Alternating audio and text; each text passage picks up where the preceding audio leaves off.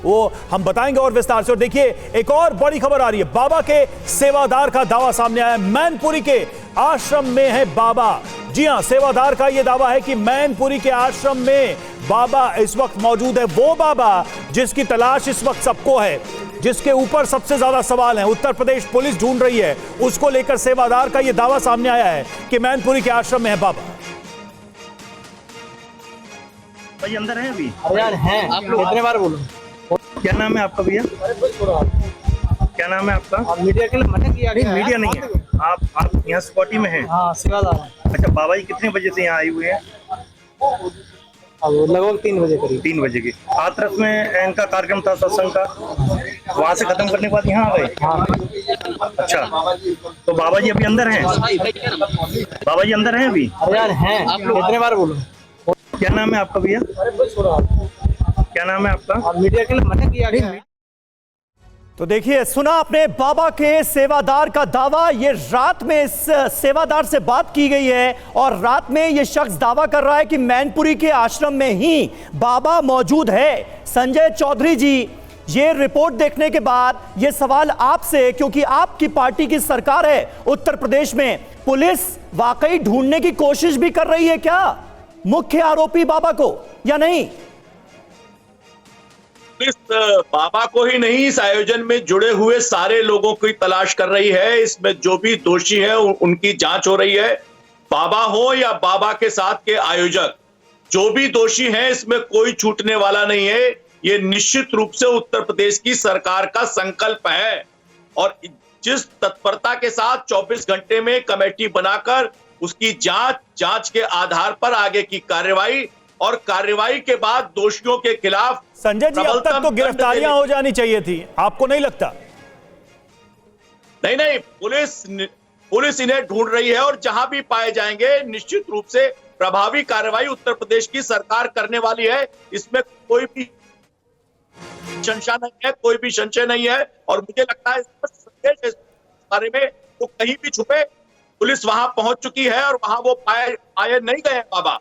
ये हमें सूचना प्राप्त हो रही है, लेकिन निश्चित रूप से उत्तर प्रदेश सरकार इसके दोषी हैं उनके खिलाफ कार्रवाई करने वाली है। ठीक है, एक बार फिर से हम सुनते हैं, जब सेवादार से पूछा गया बाबा कहां हैं, तब सेवादार ने क्या कहा था उस समय, आइए सुनते हैं।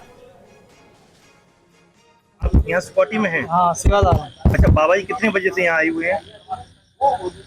अब लगभग 3 बजे करीब। 3 बजे के हाथरस में इनका कार्यक्रम था सत्संग का, वहाँ से खत्म करने के बाद यहाँ आ गए? हाँ। अच्छा, तो बाबा जी अभी अंदर हैं? बाबा जी अंदर हैं अभी? यार हैं आप लोग कितने बार बोलो। आप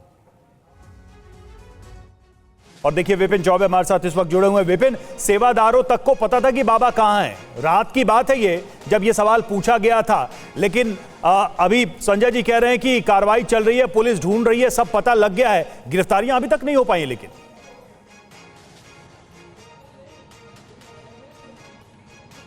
सबसे बड़ा सवाल तो यह है कि एफआईआर में नाम नहीं है तो गिरफ्तार आप कैसे करेंगे?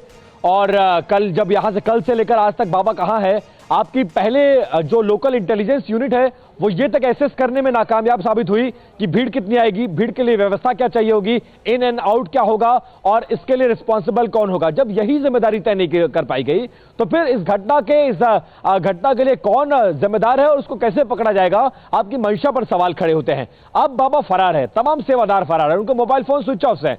ऐसे में आप अगर पकड़ भी लेंगे तो उन लोगों का क्या, जो बेकसूर लोग मारे गए उनको आप दिलासा कैसे देंगे? क्या उनकी जानों को वापस लाया जा सकता है? ये बड़े सवाल, इनका जवाब किसी के पास नहीं है। रवि, मिला जुला कर लीपापोती करने की कोशिश की जा रही है और जब तक ऐसे मामलों में जिले के सबसे बड़े चेहरों पर कार्रवाई नहीं होगी तो ये फैसले और इस तरह के रिपोर्ट्स और रिपोर्ट्स पर कार्रवाई नजीर नहीं बनेगी और इस तरह की लापरवाहियां अधिकारियों के द्वारा बढ़ती जाती रहेंगी। बिल्कुल बिल्कुल विपिन, और देखिए बाबा के सेवादार का दावा हम एक बार आपको फिर से सुनाने जा रहे हैं। हादसे के बाद मैनपुरी के आश्रम में थे बाबा, ये कहा था सेवादार ने, भगदड़ के बाद आश्रम गया था बाबा, सेवादार ने क्या कहा एक बार फिर से सुनिए।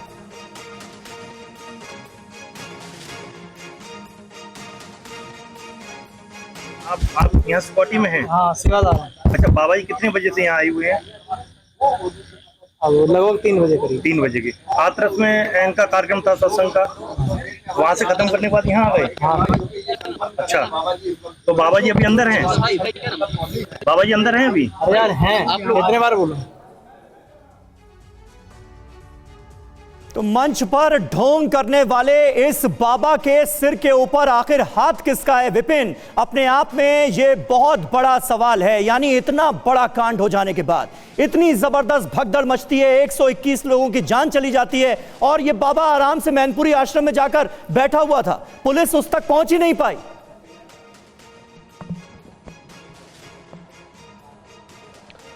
देखिए सभी, जो मैंने इन्वेस्टिगेशन की है और यहाँ के लोगों से बात किया है तो ये पता उसमें चला है कि मैनपुरी, कासगंज, एटा, अलीगढ़, हाथरस, इन जिलों में बाबा का प्रभाव एक जाति विशेष के लोगों पर बहुत ज्यादा है। बाबा खुद भी उसी कम्युनिटी से आता है और उसकी बाबा की जो मान्यता है उस कम्युनिटी में बहुत ज्यादा है।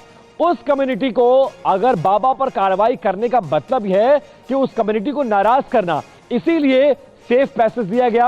बाबा आश्रम में पहुंचा रहा, किसी ने गिरफ्तारी नहीं की। यहां तक कि सबसे बड़ा सवाल यह होता है कि घटना के लगभग 18 घंटे बाद आप एफआईआर भी दर्ज करते हैं और उसमें बाबा का नाम नहीं दर्ज है। तो ये तमाम चीजें इशारा कर रही है कि सरकार और सरकार में बैठे लोग किसी के इशारे पर फिलहाल बाबा के खिलाफ डायरेक्ट एक्शन नहीं लेना चाहते हैं, क्योंकि बाबा पर एक्शन लेने का मतलब यह है कि उनकी कम्युनिटी, उनकी जाति के लोगों का नाराज हो जाना। धर्मेंद्र जी, इस पर एक छोटा सा रिएक्शन मैं आपसे चाहूंगा। ये आखिर सत्ताधीशों की क्या मजबूरी होती है कि वोट बैंक के आगे अगर इतनी बड़ी घटना भी हो जाए तो भी ऐसा लग रहा है कि बचाने की कोशिश हो रही है मुख्य आरोपी को, उसको सेफ पैसेज देने की कोशिश हो रही है। ये कौन सी मजबूरी है भाई? समीर जी, वोट बैंक से बड़ी मानवता होती है और जो सरकार मानवता को मार दे उसे आप कोई उम्मीद नहीं कर सकते हैं। मैं आपको बताऊं, मेरी बात हुई है, अगर एटा में, हाथरस में, अलीगढ़ में, मैनपुरी के जिला अस्पतालों में ऑक्सीजन सिलेंडर पर्याप्त होता तो 20 से 25 लोगों की जान और बचाई जा सकती थी।